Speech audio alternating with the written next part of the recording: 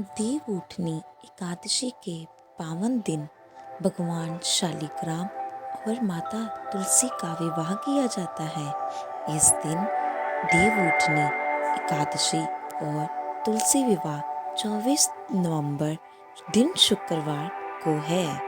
इस दिन का बहुत ही महत्व है। धार्मिक मान्यताओं के अनुसार भगवान शालिग्राम और तुलसी माता का विवाह करने से वैवाहिक जीवन सुखमय हो जाता है। इस दिन विधि विधान से पूजा अर्चना कर ये व्रत कथा अवश्य पढ़ें। तुलसी विवाह कथा आरंभ। जलंधर नाम का एक प्रकर्मी असुर था जिसका विवाह वृंदा नाम की कन्या से था। वह भगवान विष्णु की परम भक्त थी और बहुत ही पतिव्रता थी। इसी कारण जलंधर अजय हो गया। आपने अपने अजय होने पर जलंधर को अभिमान हो गया। वह स्वर्ग की कन्याओं को परेशान करने लगा। दुखी होकर सभी देवता भगवान विष्णु की शरण में गए और जलंधर के आतंक को समाप्त करने की प्रार्थना करने लगे। भगवान विष्णु ने अपनी माया से जलंधर रूप का धारण कर छल से वृंदा के पतिव्रत धर्म को नष्ट कर दिया। इससे जलंधर की शक्ति क्षीण हो गई। वह युद्ध में मारा गया।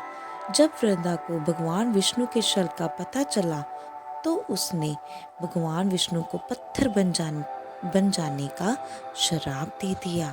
देवताओं की प्रार्थनाओं पर वृंदा ने अपना श्राप वापस ले लिया, लेकिन भगवान विष्णु वृंदा के साथ हुए छल के कारण बहुत ही लज्जित थे। बनाए रखने के लिए देवताओं ने भगवान विष्णु के शालिग्राम रूप का तुलसी विवाह करवाया। इसी घटना को याद करने के लिए कार्तिक शुक्ल एकादशी वाले दिन तुलसी विवाह शालिग्राम से कराया जाता है। अब हम आपको इसकी विधि के बारे में बताएंगे। इस दिन सबसे पहले सुबह उठ के स्नान कर लें और सबसे पहले पूजा वाले स्थान पर गन्ने से मंडप सजाएं। गेरू और फूलों से तुलसी जी के गमले को सजाएं। अब संध्या के समय शुभ मुहूर्त में तुलसी विवाह पूजा की शुरुआत करें। लकड़ी का एक साफ चौकी स्थापित करें, उस पर गंगा जल का छिड़काव कीजिए और अब कलश में पवित्र जल भरें। आम के पत्ते लगाकर पूजा के स्थान पर स्थापित करें। फिर एक आसन पर तुलसी जी और दूसरे आसन पर शालिग्राम जी को स्थापित करें। गंगा जल से तुलसी जी और शालिग्राम जी को स्नान कराएं। भगवान शालिग्राम जी को पीले वस्त्र, फूल, फल अर्पित करें और पीले चंदन से तिलक लगाएं। तुलसी जी को फल, फूल, लाल चुनरी, बिंदी, सिंदूर, श्रृंगार का सम्मान अर्पित करें और तुलसी जी को लाल चंदन से तिलक लगाएं। अब धूप, दीप, घी का दीपक करें। अब हाथों में शालिग्राम जी की चौकी लगाकर तुलसी जी की 7 बार परिक्रमा कराएं।